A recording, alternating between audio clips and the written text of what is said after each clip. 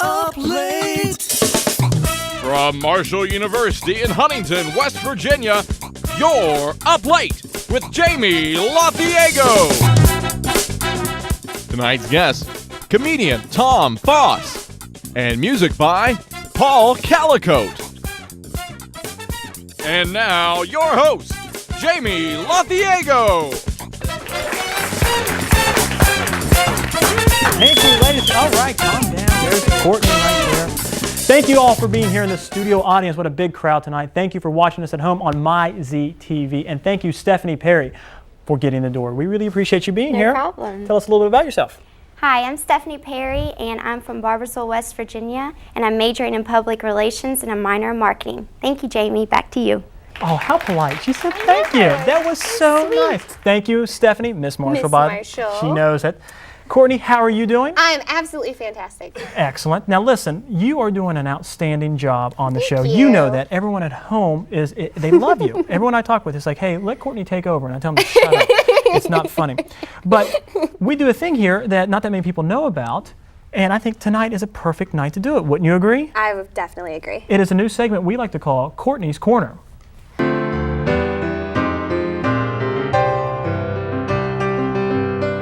Oh, that was nice. It was. Nice and pretty. Definitely. All right, Courtney, what is our first little viewer mail that you have right Well, there? It says, Dear Courtney, I'm a huge fan of the show. I must go through a box of Kleenex an episode. I saw you get your tattoo on a recent episode. Do you think that Morgan Schillingberg would ever get a tattoo? Or do you think it would be an issue because he's Jewish? Also, could you ask him how he keeps his dreads looking so damn awesome? Thanks a million. Sincerely yours. I have no idea. Why does it matter if he's Jewish? Well, the thing is, if a Jewish person gets a tattoo, they can't be buried in a Jewish cemetery. Oh, well, I guess the more you know. Well, they do call it college. So be it. Okay, Courtney, what's the next one? Dear Courtney, Up Late rocks, and so do you. Thanks for putting a quality show on the MyZTV network. Okay.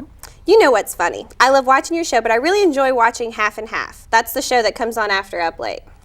Have you ever seen Half and Half? The show focuses on the lives of two paternal half-sisters in their 20s who were estranged throughout their childhood and are finally developing a close relationship. The series is set in San Francisco. Who is this person? I don't know. Is that it? No, it says another show I love watching is Sister Sister. This is a show about identical twin girls separated at birth who one day come face to face after 14 years apart. The series premiered during the 93-94 season on ABC, briefly canceled, but the WB renewed the show for the 95-96 season.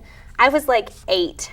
Why would somebody write that? I don't Oh, understand. there's more. Oh, Sure, the two shows sound a lot alike, but believe me, they're better than the second-rate crap you put on your show. Thanks, Scott Nolan. Well, Scott Nolan, you can continue watching Sister Sister because this show's better than that. Thanks, Scott. Oh my gosh. We have time for a few more, do we? Yeah, sure we do. Dear Courtney, I watch your show all the time. I've been a subscriber to your YouTube account at youtube.com/MarshallUpLate for a long time now. I really enjoy the interaction between you and Jamie before each show gets going. Oh, thank you.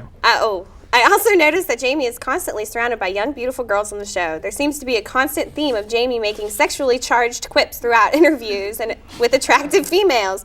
Not to mention the amount of females that constantly hang out in his office when he's not even preparing for the show. Why do you think that Jamie hangs around with so many attractive females? Very interested to know. Amy Lafayette. Wow. That's my... No. Give me that one back. Give me that one back. Seriously, my wife doesn't even watch this show. That's probably a good thing That's probably considering a your good track thing. record. Well, I'm trying to grab you, but all right, forget that. I don't. Oh, this one's a good one. Oh, here we go. Another one. We'll leave that one out. Okay. We'll edit that. Dear Courtney, Up Late is my heroin. I would melt it in a spoon and shoot it directly in between my toes with a dirty syringe if I had to. I really enjoy the parts of the show where they feature the doorkeepers, and I noticed that before you were co-host, you were the doorkeeper a few times. That's right, you were. Definitely. That's how I got my start. A few weeks ago, your doorkeeper was Jordan Sharp. Do you know if she's single? What kind of question is that? Sincerely, Sunil McNeath Gill. Oh, Snuggle. That's Aaron Barble. It's his alter ego that we try to kill, and he keeps Isn't he bringing the it one back. in the beanie and the hockey jersey from Canada? Isn't that? I think so. Just move on. Barble's just trying to get his name on the show again. I know, right? Yes. You I think think is this you'd our get last? used to- Is this our last one right here? Yeah, this Okay, would have to be. good. This Way is to be the last prepared, one. Courtney. I know. Oh, it's just all this fan mail. I I just know. can't handle it. Dear Courtney, Up Late doesn't get its due. I believe in this show. I honestly think that if people gave it half the chance, then they would be able to appreciate the show for what it is. Some of the brightest comic minds cutting their teeth and owning their craft. I equate watching Up Late to being one of the handful of people who got to watch Michael Jordan play elementary school ball or the first crowd that Jerry Seinfeld or Gallagher performed in front of. Being the one on the couch at the beginning of each show is a huge responsibility, and I think that you filled the job well this season. When is Zippy coming back? Stay up late, Thomas B. Adams. Zippy's not coming back. You'll just get used to me. Oh my goodness. That was Courtney's Corner. Very well done. I'm sorry about the Zippy one. We probably should have taken that one out. Yeah. I'm sorry. I miss Zippy, though. He's a good guy. He is missed. And is his missed. stench, because he smelled kind of strangely. I mean, you still smell him a little bit. He A left little his shirt bit. here. I know he did. His hanging on the wall. Anyway, if you have any emails that you want to send Courtney or us, go to our website, marshall.edu/uplate. We'd love to hear from you. Well, you know what? We are a student-produced show, and there's other student media within the School of Journalism here at Marshall University. And I want to take a moment and highlight the Parthenon. Oh. There is an editor there, Kyle Hobstetter, and we have a little piece about him. Let's take a look. Hi, my name is Kyle, and I love the School of Journalism. I'm an editor for the Parthenon. It's one of America's top newspapers. I'm looking at today's paper, but let's forget today's paper and focus on tomorrow's. The Parthenon consumes my whole life. Shoot me. Bang. Usually have to check my reporter's work when I put the paper together. They're great, suck. I mean, they're great, they suck. They're great, they suck. Dance break!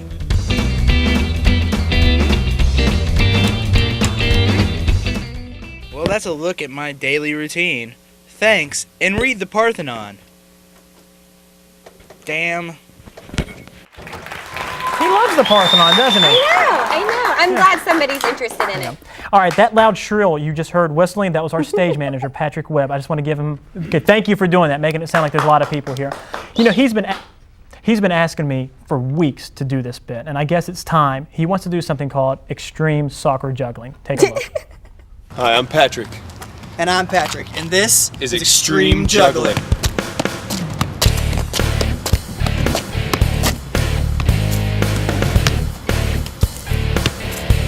It's time for the Ring of Fire.